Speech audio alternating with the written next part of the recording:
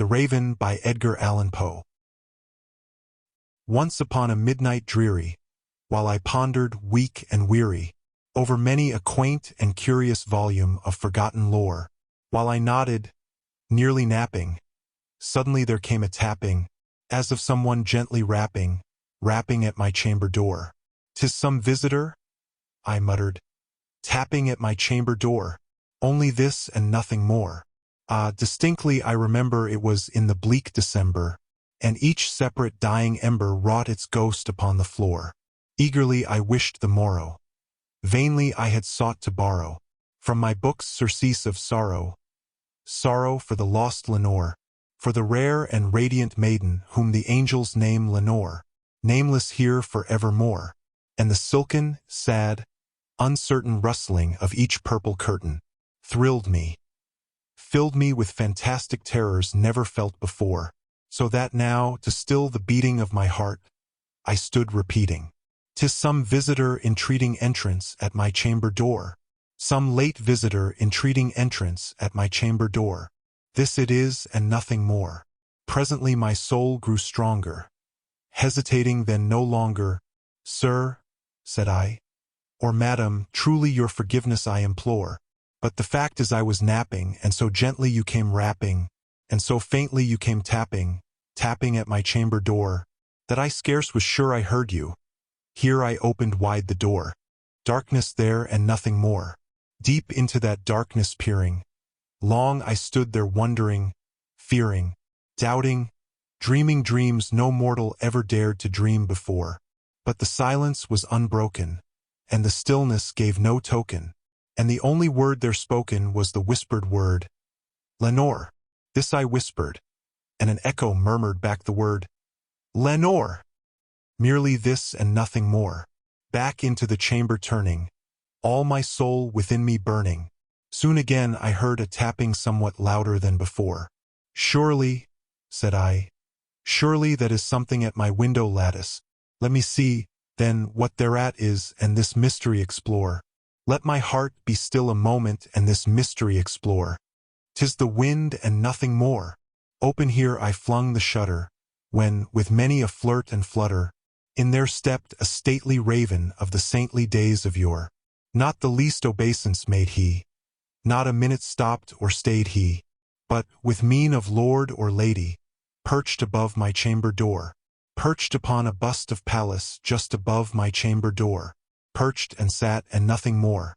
Then this ebony bird beguiling my sad fancy into smiling, by the grave and stern decorum of the countenance it wore. "Though thy crest be shorn and shaven, thou," I said, "art sure no craven, ghastly grim and ancient raven wandering from the nightly shore. Tell me what thy lordly name is on the night's Plutonian shore." Quoth the raven, "Nevermore." Much I marveled this ungainly fowl to hear discourse so plainly, though its answer little meaning, little relevancy bore, for we cannot help agreeing that no living human being ever yet was blessed with seeing bird above his chamber door, bird or beast upon the sculptured bust above his chamber door, with such name as Nevermore. But the raven, sitting lonely on the placid bust, spoke only that one word, as if his soul in that one word he did outpour. Nothing farther than he uttered, not a feather than he fluttered, till I scarcely more than muttered, "Other friends have flown before. On the morrow he will leave me, as my hopes have flown before." Then the bird said, "Nevermore," startled at the stillness broken by reply so aptly spoken. "Doubtless," said I, "what it utters is its only stock and store, caught from some unhappy master whom unmerciful disaster followed fast and followed faster till his songs one burden bore, till the dirges of his hope that melancholy burden bore, of nevermore." But the raven still beguiling all my fancy into smiling, straight I wheeled a cushioned seat in front of bird, and bust and door. Then, upon the velvet sinking, I betook myself to linking fancy unto fancy, thinking what this ominous bird of yore, what this grim, ungainly, ghastly, gaunt, and ominous bird of yore meant in croaking "Nevermore." This I sat engaged in guessing, but no syllable expressing. To the fowl whose fiery eyes now burned into my bosom's core, this and more I sat divining, with my head at ease reclining, on the cushion's velvet lining that the lamplight gloated o'er, but whose velvet violet lining with the lamplight gloating o'er, she shall press, nevermore. Then, methought, the air grew denser, perfumed from an unseen censer, swung by seraphim whose footfalls tinkled on the tufted floor. Wretch, I cried, thy God hath lent thee, by these angels he hath sent thee, respite, and nepenthe from thy memories of Lenore. Quaff, oh quaff this kind nepenthe and forget this lost Lenore. Quoth the raven, nevermore. Prophet, said I, thing of evil, prophet still if bird or devil, whether tempter sent, or whether tempest tossed thee here ashore, desolate yet all undaunted, on this desert land enchanted, on this home by horror haunted.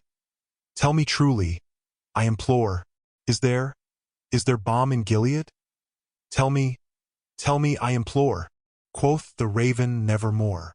Prophet, said I, thing of evil, prophet still if bird or devil, by that heaven that bends above us, by that God we both adore, tell this soul with sorrow laden if, within the distant Iden, it shall clasp a sainted maiden whom the angels name Lenore, clasp a rare and radiant maiden whom the angels name Lenore. Quoth the raven, nevermore. Be that word our sign of parting, bird or fiend? I shrieked, upstarting.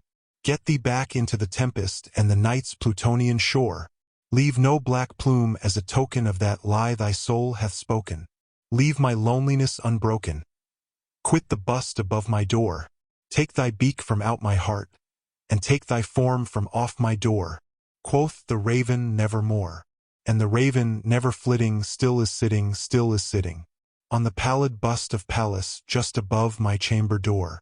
And his eyes have all the seeming of a demon's that is dreaming, and the lamplight o'er him streaming throws his shadow on the floor.